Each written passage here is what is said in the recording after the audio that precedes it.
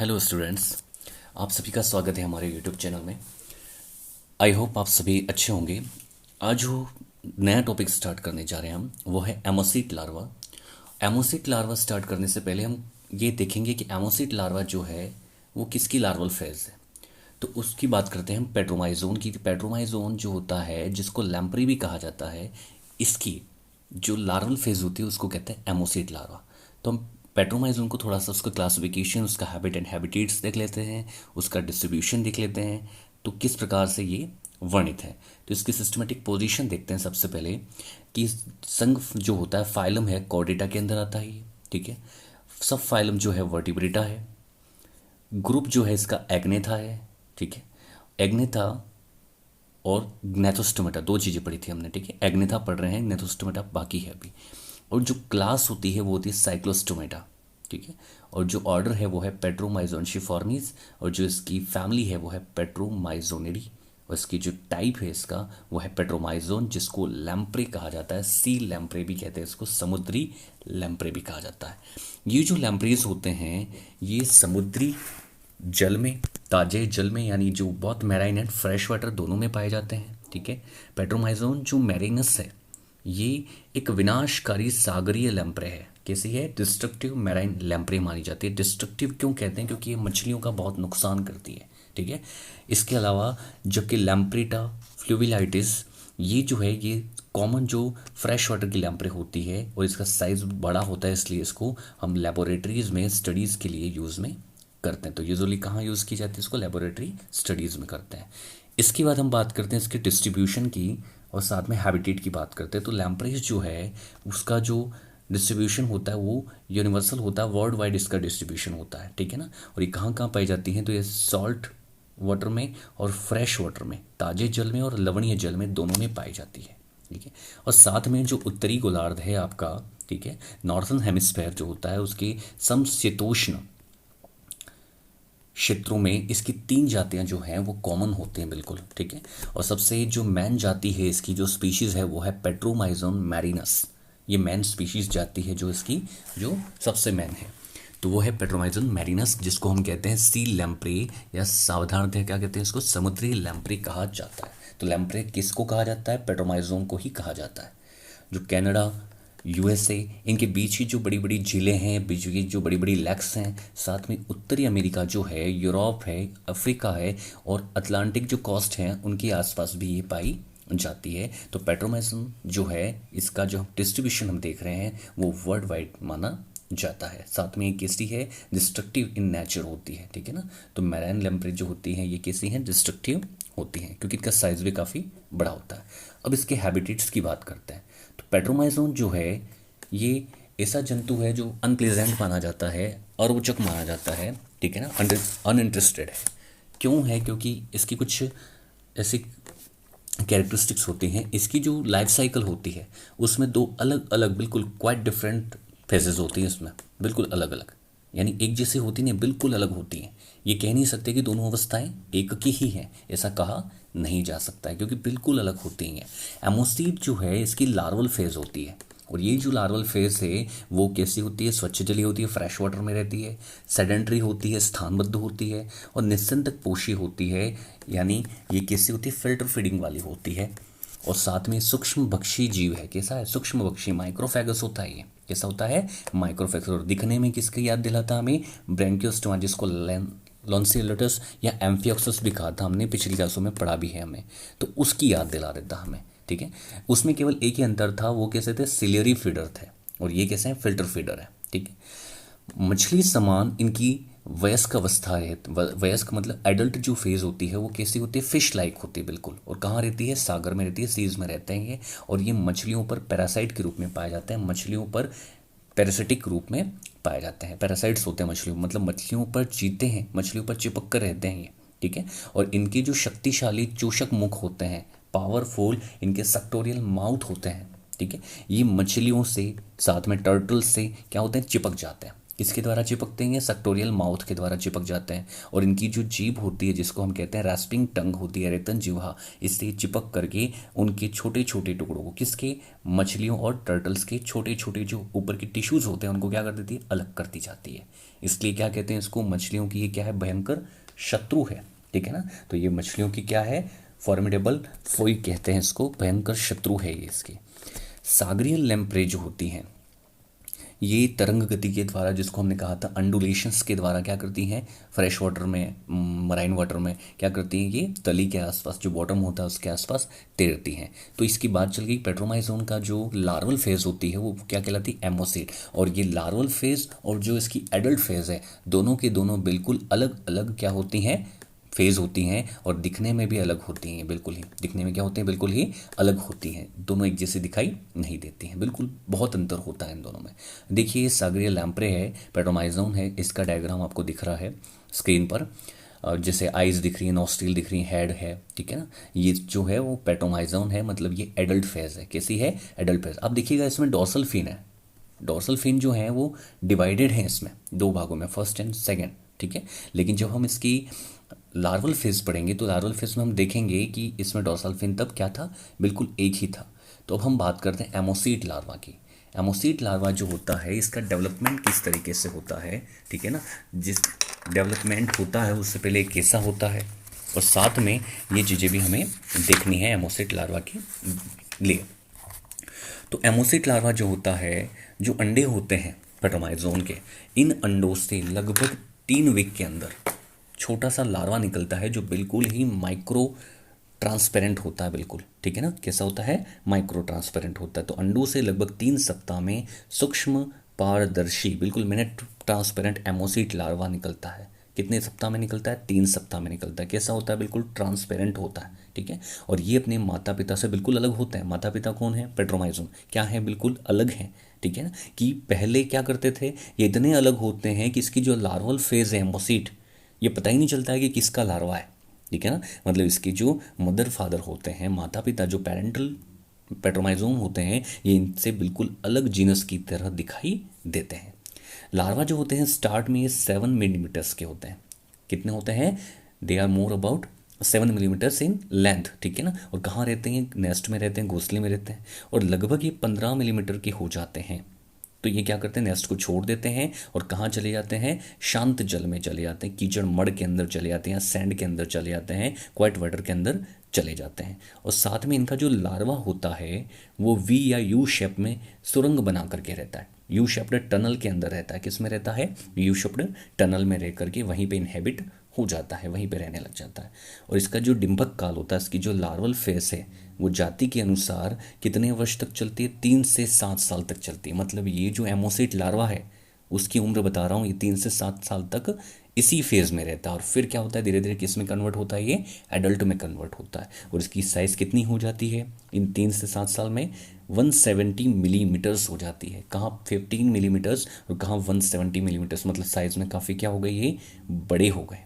Size में क्या हो गए? काफ़ी बड़े हो गए। और इसके अंदर, ठीक है, ये क्या हो जाते हैं? ओपेक हो जाते हैं, परांध हो जाते हैं। मतलब ये छोटे थे तो मैंने बताया था बिल्कुल ट्रांसपेरेंट थे, पारदर्शी थे। लेकिन अब क्या हो गए? ये अपारदर्शी हो गए। कैसे हो गए? ओपेक हो गए, अपारदर्शी मतलब अस्पष्ट हो गए, ठीक है। कैसे हो गए? अस्पष्ट हो गए। अब इसके स्ट्रक्चर की बात करें हम, तो एमोसीड लार्वा जो है बहुत ही इंपॉर्टेंट होता है। एमोसीड लार्वा क्या होता है? बहुत ही इंपॉर्टेंट होता है, क्योंकि ये जो बहुत महत्वपूर्ण है, क्योंकि ये संभवतः वर्टिब्रेट्स के सभी प्रकार के जो सर्वाधिक आदिम जो प्रिमिटिव होते हैं, ठीक है ना, उनके और जो नॉर्मल आकार के जो वर्टिब्रेट्स होते हैं उन सबको ये क्या करता है? इन सब का प्रतिनिधित्व करता है, इन सबको रिप्रेजेंट करता है। इन सबको क्या करता है? रिप्रेजेंट करता है। तब इसकी हम क्या देखेंगे कि कौन कौन से इसके स्ट्रक्चर होता है। तो पहले हम बात करते हैं इसका जो साइज होता है वो कैसा होता है? बिल्कुल ईल लाइक होता है। कैसा होता है? ईल लाइक। ईल मतलब सर्पमीन होती है। सर्पमीन जो होती है वो बिल्कुल अलग होती है वैसे तो, ठीक है ना, लेकिन इसकी जैसा साइज इसका होता है। अब इसके ये देखिए एमोसिट लार्वा जो है इसका स्ट्रक्चर है ये एक्सटर्नल फीचर्स देखिए। इसके एक्सटर्नल फीचर किस टाइप के हैं?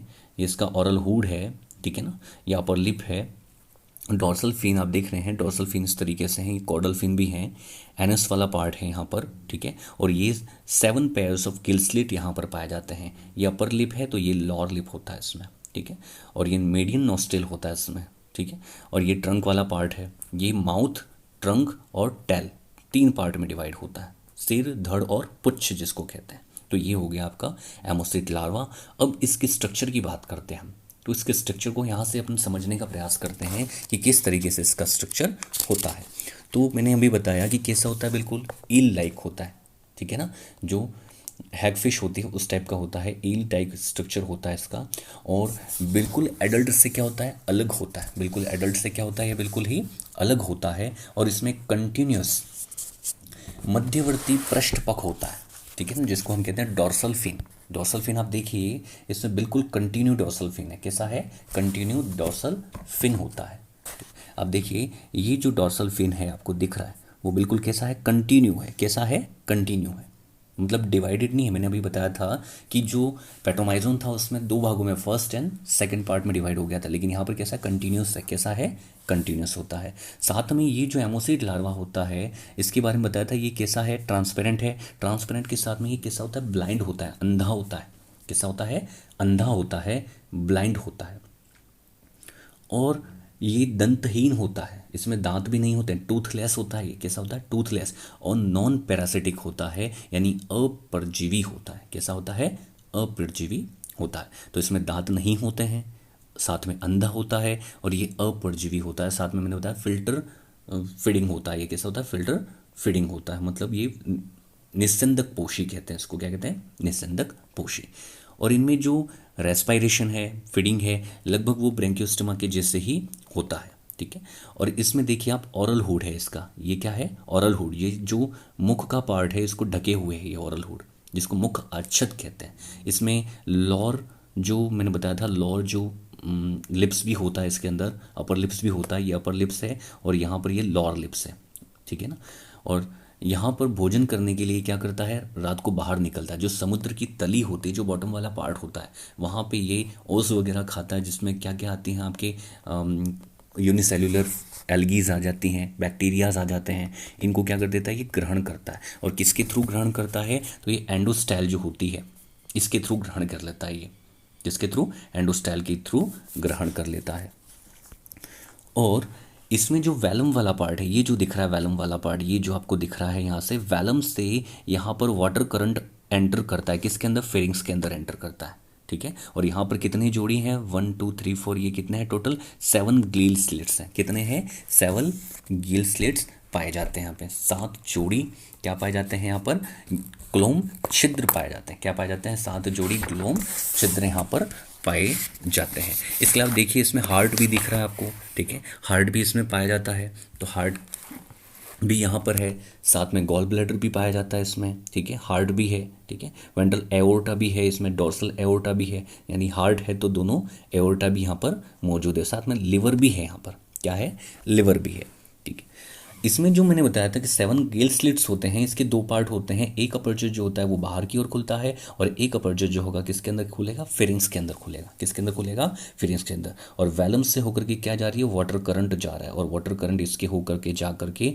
कहाँ जाएगा, पहले फेरिंग्स में जाएगा, फेरिंग्स से होता हुआ ये कहाँ जाएगा, इंटेस्टाइन में जाएगा। कहाँ जाएगा, इंटेस्टाइन में, ठीक है। इसोफेगस से होता हुआ कहाँ जाता है, इंटेस्टाइन में, और फिर एनस से होकर के वो बाहर निकल जाता है। तो इस तरीके से इसमें पाया जाता है। और जो फिरिंग्स होती है आपकी, इसमें कितने होते हैं, 7 जो पैर्स होते हैं गिल स्लिट के, ठीक है ना। कितने पैर्स होते हैं गिल स्लिट के, 7 पैर्स होते हैं। गिल पाउचेस भी कह सकते हैं इसको, क्या कह सकते हैं, गिल पाउचेस।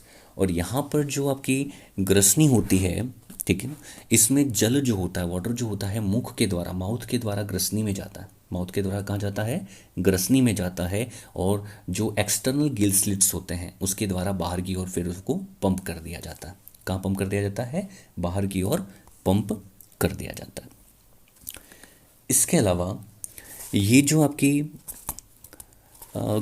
जो एंडोस्टाइल है, ठीक है ना, एंडोस्टाइल जो होती है, इसमें छोटे छोटे बहुत सारी छोटी छोटी जो म्यूकस डोरियाँ होती हैं, क्या होते हैं, स्टैंड होते हैं म्यूकस के, क्या होते हैं, म्यूकस के स्टैंड होते हैं, जिनमें क्या होती हैं, वैलम बनता है, जिससे वैलम बनता है, क्या बनता है, जिससे वैलम बनता है, और इसमें कॉन्ट्रैक्ट भी होता है, ठीक है ना, क्या होता है, इसमें कॉन्ट्रैक्ट भी होता है, इसमें हैक्सबैंड भी होती हैं ये, और इस तरीके से क्या करती हैं, माउथ के थ्रू फेरिंग्स के अंदर वाटर करंट को थ्रू करते हैं, इसको ले जाती हैं, ठीक है। और ब्रेंकियोस्टोमा की तरह इसमें जो फीडिंग फीडिंग होती है, जो सिलियरी फीडन होती है, ठीक है ना, वो सिलियर फीडिंग इसमें नहीं होती है, और सिलियर फीडिंग की जगह इसमें क्या होता है, आपके दूसरी तरफ का फीडिंग पाया जाता है, निस्यंदित पोषी होती हैं, कैसे होती है, फिल्टर फीडिंग होती हैं, कैसे होती हैं, फिल्टरी फीडिंग होती हैं। और इसमें साथ में मैंने बताया गोल ब्लैडर होता है, हार्ट होता है, साथ में लीवर है, और जो किडनी होती है, इसमें किडनी जो होती है वो होती है प्रोटोनेफ्रोस होती है, कैसे होती है, प्रोटोनेफ्रोस।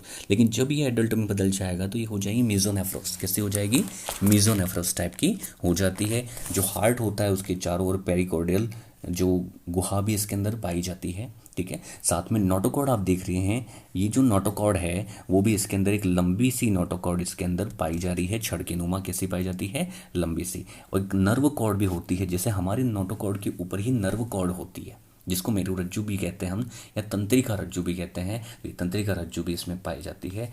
साथ में ईयर वाला जो पार्ट है, जो सुनने के लिए काम में आता है, इनमें भी होता है। आपको चित्र में एक दिख रहे हैं, लेकिन ये एक ही साइड बताइए आपकी, ठीक है ना, ये दूसरी साइड पर होते हैं, मतलब पैर्स में होते हैं।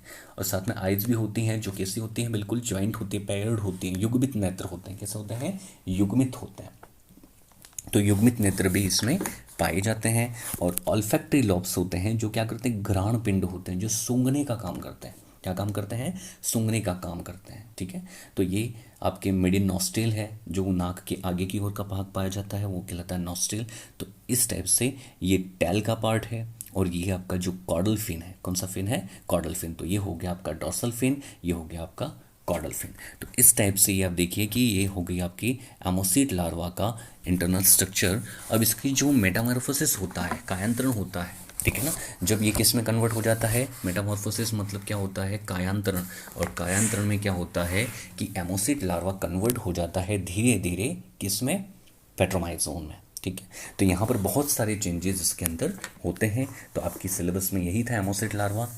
और इसके साथ में अगर हम इकोनॉमिकल इम्पोर्टेंस देखें तो इसका इकोनॉमिकल इम्पोर्टेंस बहुत ज़्यादा नहीं है। क्यों नहीं है, इसका रीज़न है क्योंकि लैम्प्रेस जो होते हैं अधिकतर हार्मफुल होते हैं, क्योंकि ये जो फिश वगैरह होती हैं उनके लिए डिस्ट्रक्टिव टाइप के होते हैं, इसलिए इनका उपयोग ज़्यादा नहीं करते हैं। लेकिन जो इसके लार्वल फेज होती है, एमोसिट लार्वा है ना, इसका कभी कभी हम मछलियों को पकड़ने के लिए मतलब बाइट के रूप में यूज़ करते हैं, इसको प्रलोभक की तरह, लालच के रूप में इस्तेमाल किया जाता है, ठीक है ना, ताकि इसके द्वारा मछलियाँ फंस सकें और उनको उपयोग में लिया जा सके।